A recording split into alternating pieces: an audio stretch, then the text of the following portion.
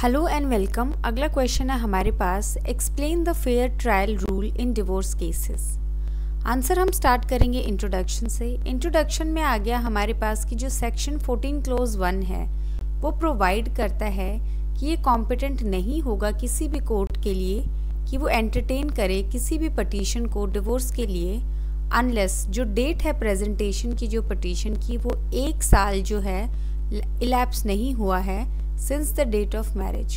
तो बेसिकली हम प्रोविजन बताएंगे इसमें। सेक्शन 14 क्लोज 1 है हमारे पास कि कोई भी डिवोर्स की पिटीशन फाइल नहीं करी जा सकती है जब तक जो है शादी जो है मैरिज जो है उसको 1 साल कंप्लीट नहीं हो जाता है, और ये जो है डेट ऑफ मैरिज से काउंट होगी जो हमारे पास लिमिटेशन पीरियड है। तो फिर यहाँ पे डेट ऑफ मैरिज से 1 साल तक का टाइम होना चाहिए, उसके बाद जो है डिवोर्स पिटीशन फाइल की जा सकती है।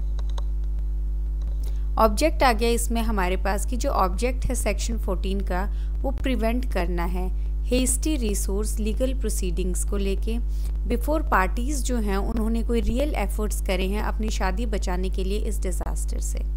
तो इसमें बेसिकली आ गया हमारे पास कि जो जल्दबाजी में लिया कोई फैसला पार्टीज़ का उस चीज़ को प्रिवेंट करने के लिए कि पहले 1 साल तक उनको टाइम दिया जाता है कि वो पूरी कोशिश करें अपनी शादी को बचाने की, और उसके बाद जो है वो कोई फैसला ले इस चीज़ को लेके।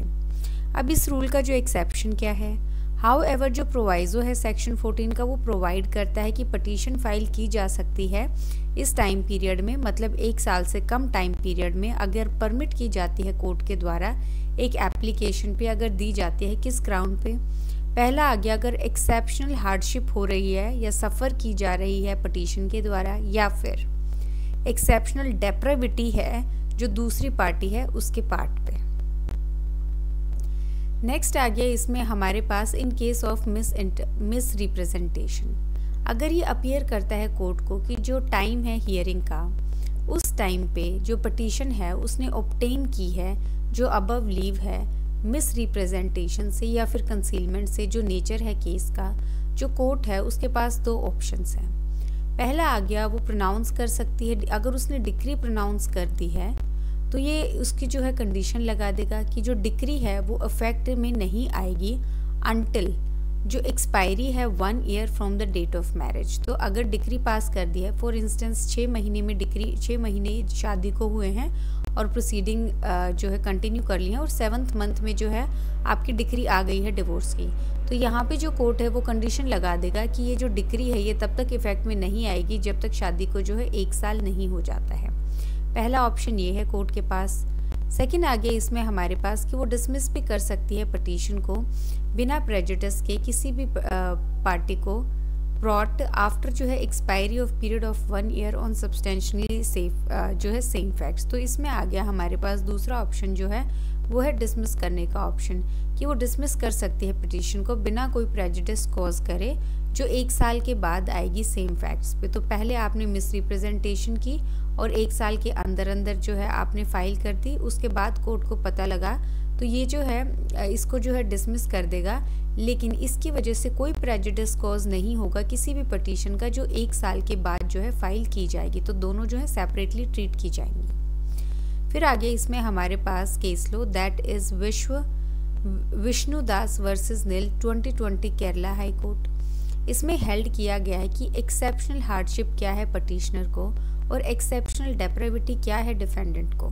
ये जो है मैटर्स हैं जो कोर्ट जो है आइडेंटिफाई करेगा फैक्चुअल सिचुएशन के बेस्ड पे जो अराइव की गई हैं ईच इंडिविजुअल केस में। ये जो 2 टर्म्स हैं ये डिफाइन नहीं की जा सकती या एक्सप्लेन नहीं की जा सकती किसी भी स्ट्रेट जैकेट फॉर्मूला से। ये जो फैक्टर्स हैं वो वे किए जाएंगे कोर्ट के द्वारा जब डिसाइड करेंगे पटिशन जो लीव जो है ग्रांट करने की डिवोर्स को, और वो हैं पहला आ गया reasonable probability of reconciliation between the parties, कि कितनी प्रोबेबिलिटीज़ है कि जो पार्टीज़ हैं वो रिकंसाइल कर सकती हैं और एक दूसरे के साथ जो है शांति से रह सकती हैं। दूसरा आ गया अगर कोई चाइल्ड इन्वॉल्व है तो इंटरेस्ट क्या है चिल्ड्रन का जो मैरिज में इन्वॉल्व है।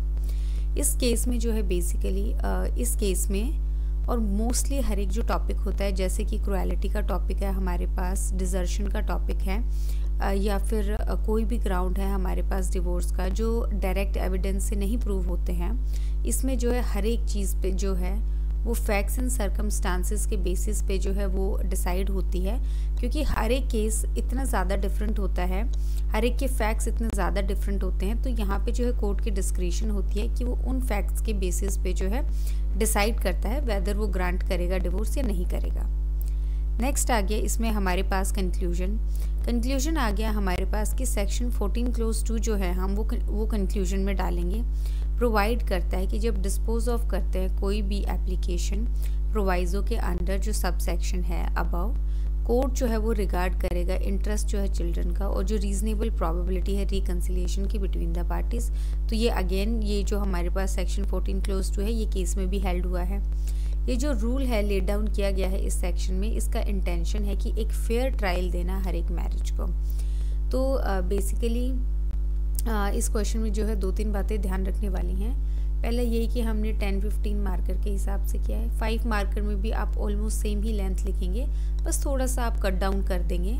ये जो हमारे पास क्वेश्चन है ये बेसिकली जो है बेयर एक्ट बेस्ड है। तो अगर आपके पास बेयर एक्ट है तो आप उठा के इंट्रो में आप सेक्शन 14 जो है डिफाइन कर देंगे। उसके बाद ऑब्जेक्ट में 2 लाइनें लिखी हैं हमने, फिर आपको जो है प्रॉपर एक्सप्लेन करना है एक्सेप्शनल हार्डशिप, एक्सेप्शनल डेप्राविटी, इसका जो मिस रिप्रेजेंटेशन है ये भी आपके पास जो है बेयर एक्ट में अवेलेबल है, और जो कंक्लूजन हमने लिखा है ये भी बेयर एक्ट में अवेलेबल है। यहाँ पे आपको जो है केस लॉ याद रखना है।